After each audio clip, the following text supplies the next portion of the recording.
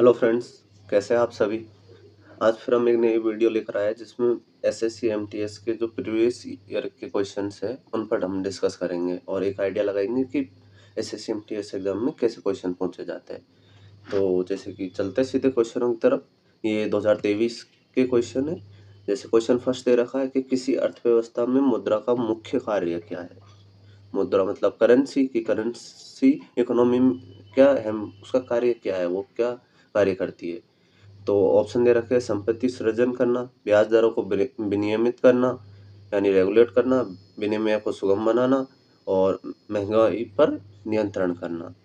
तो सीधी सी बात है कि जो मुद्रा है, संपत्ति सृजन करना उसका मुख्य कार्य नहीं है। ना ही ब्याज दरों को विनियमित करना मुद्रा का काम है, ये सेंट्रल गवर्नमेंट का काम है, ये आरबीआई का काम है। करते हैं वो करेंसी के उस पे ब्याज दर बढ़ा के इनको करते हैं, लेकिन मुद्रा का ये कार्य नहीं है। इसी प्रकार फिर महंगाई पर नियंत्रण करना मुद्रा का मुख्य कार्य नहीं है, ये गवर्नमेंट के कार्य है, आरबीआई का कार्य है। तो विनिमय को सुगम बनाना मुद्रा का प्रमुख कार्य है। तो इसका सही आंसर होगा थर्ड। नेक्स्ट क्वेश्चन है कि जो ट्रिपेनोसोमा है, जीनस के प्रोटोजोआ के कारण होने वाली उस जानलेवा बीमारी का नाम बताइए जो संक्रमित तत्समय मक्खियों के काटने से मानव शरीर में फैलती है। ये हमारे साइंस का क्वेश्चन हो गया। तो इसमें ऑप्शन दे ही रखा है, तो इसका सही आंसर है निर्दालु व्याधि। देखिए, हो सकता है ऐसे क्वेश्चनों के बारे में जो साइंस बैकग्राउंड के नहीं है उनको इनको हल करने में कठिनाई हो, तो ऐसे क्वेश्चनों को आप स्किप भी कर सकते हैं। ये ऐसे क्वेश्चन मात्र एक या मुश्किल से मुश्किल दो क्वेश्चन पूछे जाते हैं जो ऐसे हो जिनके बारे में आपको कोई आइडिया नहीं है, तो ऐसे क्वेश्चनों को आप स्किप कर सकते हैं। थर्ड क्वेश्चन है कि भारत ने निम्नलिखित में किस देश को हराकर पुरुष हॉकी जूनियर एशिया कप 2023 से वो जीता था। ऑप्शन दे रखा थाईलैंड, जापान, पाकिस्तान या दक्षिण कोरिया। तो इसमें सही आंसर है हमारा पाकिस्तान। देखिए, करंट में से एसएससी एमटीएस एग्जाम में मेन जो पूछे जाते हैं वो करंट के, जैसे जिस साल एग्जाम हो रहे हो उसके लास्ट 6 मंथ के या पूरे 1 ईयर के, उसके जो भी करंट में कोई बड़े टूर्नामेंट हुए या कोई बुक लॉन्च हुई है या फिर कुछ ऐसा हुआ है जो एक बिग इवेंट के रूप में हुआ हो, तो वो सब पूछने की संभावना काफ़ी बढ़ जाती है। देखिए, एसएससी एग्ज़ाम में कुछ क्राइटेरिया है जिनमें से मतलब क्वेश्चन पूछे जाते हैं, यानी कुछ सब्जेक्ट्स ऐसे हैं, कुछ टॉपिक्स ऐसे हैं जिनमें से आपको टॉपिक मतलब क्वेश्चन मिलेंगे ही मिलेंगे। जैसे कि जैसे जिस ईयर एग्ज़ाम हो रहा है उस ईयर में कोई बिग इवेंट हुआ या कोई बड़ा टूर्नामेंट हुआ, उनमें से क्वेश्चन पूछा जाता है। जैसे कि यही क्वेश्चन है, भारत ने निम्नलिखित में से किस देश को हराकर पुरुष हॉकी जूनियर एशिया कप 2023 जीता था? तो इसका सही आंसर है पाकिस्तान। अब सीधी सी बात, 2023 में ये एग्जाम हो रही है, तो 2023 में ही ये टूर्नामेंट हुआ है और जिसका क्वेश्चन पूछ लिया है। और हिस्ट्रियों से पूछी जाती है, आत्म किसी बिग फ्रीडम फाइटर की आत्मकथा या उससे रिलेटेड कोई बुक, या फिर करंट में किसी नेता ने या कोई भी ऐसी बुक पब्लिश हुई है जो एक करंट अफेयर्स बनी है, तो उनको पूछने की संभावना रहती है। और मॉडर्न हिस्ट्री में से कुछ जैसे आंदोलन फ्रीडम मूवमेंट्स हुए उनके बारे में पूछा जाता है। पॉलिटी में से पूछे जाते हैं कि नियुक्ति या शपथ कौन दिलाता है, या फिर अनुच्छेद के बारे में पूछ लेंगे। तो ऐसे कुछ टॉपिक्स हैं जिनमें से आपको हर बार क्वेश्चन मिलेंगे ही। और जैसे नॉर्थ ईस्ट के फेस्टिवल्स है उनके बारे में पूछा जाता है। नॉर्थ ईस्ट के बारे में अगर कोई इवेंट होता है उस ईयर, तो पक्का पूछने की संभावना बनती है। नेक्स्ट क्वेश्चन है कि the fall of A sparrow की आत्मकथा है। देखो, फिर आ गया, मैंने बताया कि आत्मकथाएं हुई या बुक्स हुई उनसे रिलेटेड वो पूछी जाती है। तो the fall of A sparrow किसकी है?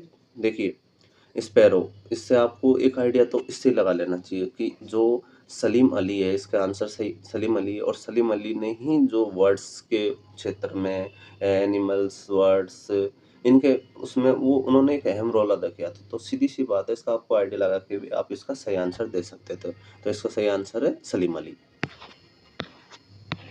फिर है, भारतीय संविधान के अनुच्छेद 19 का कौन सा खंड भारत के संपूर्ण राज्य क्षेत्र में स्वतंत्र रूप से भ्रमण करने के अधिकार की गारंटी देता है? अब देखिए, आप सभी को याद होगा कि जो 19 से और 22 तक हमारे स्वतंत्रता अधिकार दे रखा, मौलिक अधिकार है, उसमें 19 में कुछ खंड कर रखे हैं। जैसे 19 ए में है अभिव्यक्ति की स्वतंत्रता, सेकंड में है संघ की बनाने की, थर्ड में सम्मेलन करने की, इस प्रकार काफ़ी वो दे रखी है। तो आपको इसमें से सही आंसर चुनना है।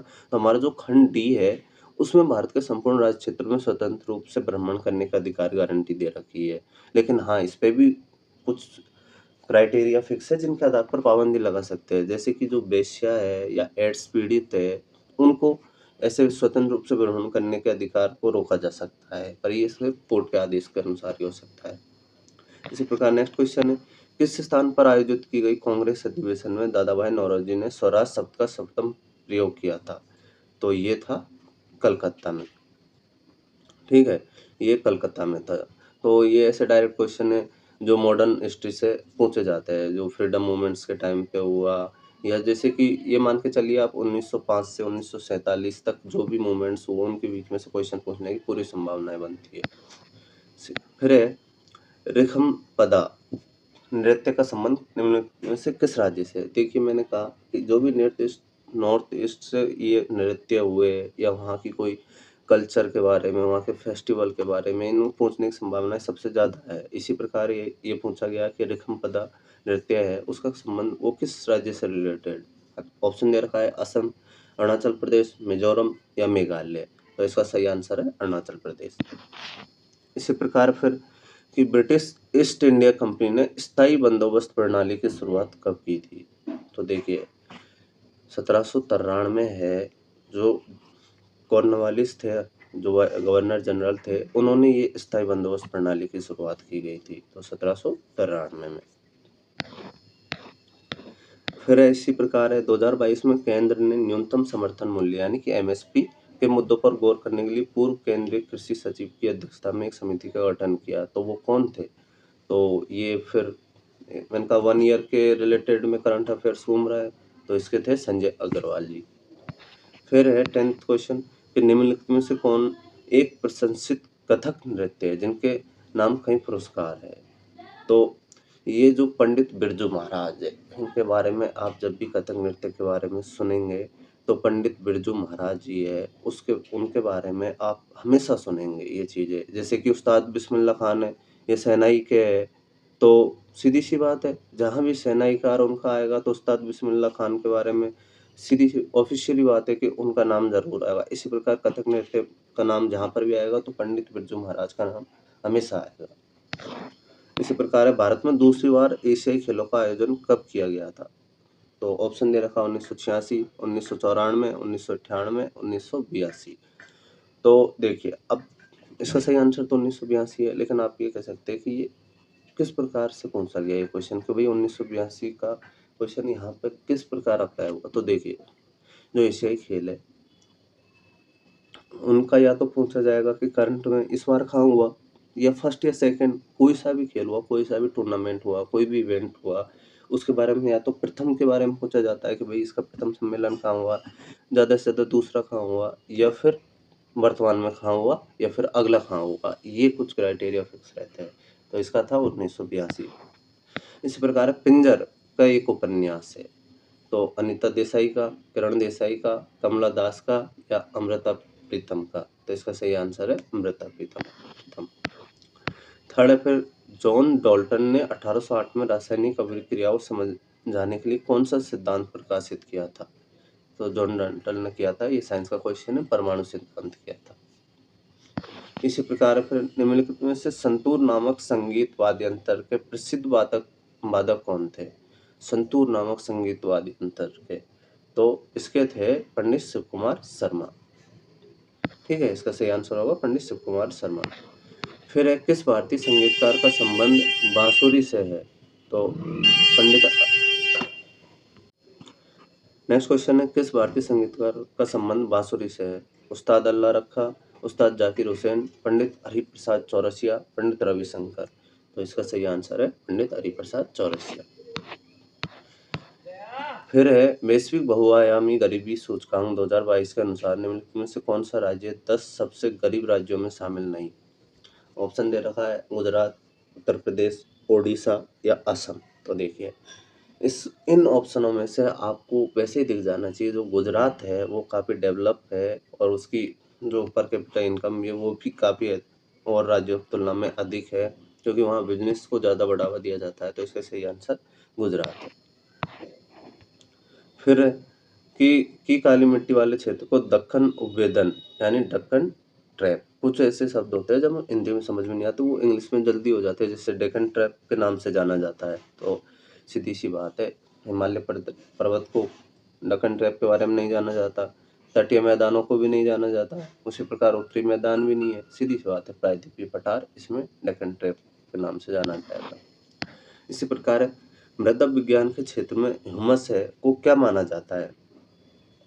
तो ह्यूमस होती है वो किससे बनता है? जैसे भी ये पेड़ पौधों की पत्तियार जो रहती है वो मिट्टी में मिल जाती है, या भी कुछ भी और भी वेस्टेज पदार्थ रहते हैं वो मृदा में क्षय होते हैं, तो वो फिर ह्यूमस का निर्माण करते हैं। तो इसका आंसर होगा मृदा में क्षयमान कार्बनिक पदार्थ। इस प्रकार के निम्नलिखित में से सरकारी बजट में राजस्व व्यय का उदाहरण कौन सा है?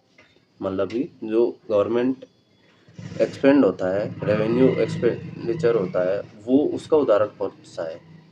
तो नए राजमार्ग का निर्माण ये नहीं है, ये किस में आएगा? पूंजीगत व्यय में। भाई इंफ्रास्ट्रक्चर डेवलप हो रहा है तो वो पूंजीगत व्यय में आता है। इसी प्रकार किसी राजस्व स्वामित्व वाली कंपनी में निवेश किया तो ये भी राजस्व व्यय नहीं है। इसी प्रकार फिर ऋणों का पुनर्भुगतान किया गया तो ये राजस्व व्यय में शामिल नहीं होता है, ये होता है पूंजीगत व्यय में। इसी प्रकार फिर है कि सरकारी कर्मचारियों के वेतन का भुगतान, तो ये सीधी सी बात है राजस्व है कि ये होगा ही, राजस्व में शामिल है, सरकारी कर्मचारियों के वेतन का भुगतान है जो। फिर है कि ऐसा कौन से स्टेट में मनाए जाने वाले प्रमुख त्योहारों में से एक में दम में फी यानी पूर्वजों की पूजा का त्योहार है। देखो मैंने बताया था आपको, नॉर्थ ईस्ट में से पक्का त्योहारों के बारे में पूछा जाता है, तो ये पूछ लिया गया है। इसमें ऑप्शन है नागालैंड, मेघालय, मणिपुर और असम, तो सही आंसर होगा असम। इसी प्रकार है भारत के राष्ट्रपति ने 2023 में सना थोईबा शर्मा को किस क्षेत्र में उनकी विशिष्ट सेवा के लिए पद्म श्री पुरस्कार से सम्मानित किया गया है? भाई 2023 में किया गया तो करंट का मुद्दा है, तो सीधी सी बात है करंट का मुद्दा जहां बनेगा 2023 में वो पूछा जाएगा, तो इसका आंसर है थांगता। अब नेक्स्ट है फिर फसलों को कौन सा समूह रेशेदार फसलों से संबंधित है और भारत में बड़े पैमाने पर उत्पादित किया जाता है? यानी जो रेशेदार फसलें है वो कौन सी है और भारत में इनका बड़े बिग मतलब उस पे पैमाने पर उत्पादित किया जाता है? तो चना और अरहर, चाय और कॉफी, गेहूं और चावल। तो गेहूं और चावल तो रेशेदार फसलों में वैसे ही नहीं आती, तो ये तो बाहर है। चाय है, ये कोई रेशेदार फसल नहीं है। चना है, अरहर है, ये भी कोई रेशेदार फसल नहीं है, चना नहीं है। तो जूट और भांग ये रेशेदार फसलों में है। इसी प्रकार है कि किसी नागरिक की साहित्य, विज्ञान, कला और सामाजिक सेवा में उनकी उत्कृष्टता के आधार पर राज्यसभा के लिए सदस्यों को कौन नामांकित करता है? तो मैंने कहा था या तो नियुक्ति पूछेंगे या शपथ पूछेंगे या फिर अनुच्छेदों के बारे में पूछेंगे। तो इसमें फिर है कि प्रधानमंत्री, राज्यसभा के सभापति या भारत के मुख्य न्यायाधीश या राष्ट्रपति। देखिए राष्ट्रपति राज्यसभा है उसमें 12 ऐसे सदस्यों को नियुक्त करते हैं और उन पर कोई भी कोर्ट ये सवाल नहीं उठा सकता कि उनको क्यों नियुक्त किया गया है या किस आधार पर किया गया है। हालांकि आधार यही होने चाहिए कि साहित्य, विज्ञान, कला और सामाजिक सेवा के आधार पर। फिर है छऊ नृत्य, जिसे संस्कृति मंत्रालय द्वारा शास्त्रीय नृत्य के रूप में पहचान दी गई है, पूर्वी भारत में प्रचलित है और इसके 3 अलग-अलग रूप है। निम्नलिखित में कौन सा उनमें से एक नहीं है? तो ऑप्शन है झारखंड का सरायकेला छऊ, उड़ीसा का मयूरभंज छऊ, पश्चिम बंगाल का पुरुलिया छऊ या छत्तीसगढ़ का मरवाऊ छऊ। तो देखिए छत्तीसगढ़ का मरवाही छऊ है, ये उसका एक रूप नहीं है। झारखंड का सरायकेला छऊ ये है, उड़ीसा का मयूरभंज छऊ है वो भी है और पश्चिम बंगाल का पुरुलिया छऊ है वो भी है। तो सही आंसर है फर्स्ट। अब ये देखिए जो नेक्स्ट क्वेश्चन है ये पूछा गया है कि who among the following design the India Gate, sorry. तो जैसे कि आपको याद होगा कि 1911 के समय जो एडविन लुटियंस थे उनको दिल्ली की डिजाइन के लिए, जिसमें संसद भवन भी है और इंडिया गेट भी है, तो उसके लिए उनको अपॉइंट किया गया था। तो इसका सही आंसर है एडविन लुटियंस। ठीक है, ये हमारे जीके क्वेश्चन हो चुके हैं। तो आपको कुछ आइडिया लगा होगा कैसे क्वेश्चन पूछे जाते हैं, किस प्रकार के क्वेश्चन आते हैं, और आप अगर इनका एनालाइज करें सही तरीके से तो आप आइडिया लगा सकते हैं कि किस प्रकार के क्वेश्चन नेक्स्ट एग्जाम में पूछे जाएंगे 2024 में। तो ठीक है, नेक्स्ट फिर अगली बार हम कुछ और प्रीवियस ईयर क्वेश्चनों पर डिस्कस करेंगे। Thank you.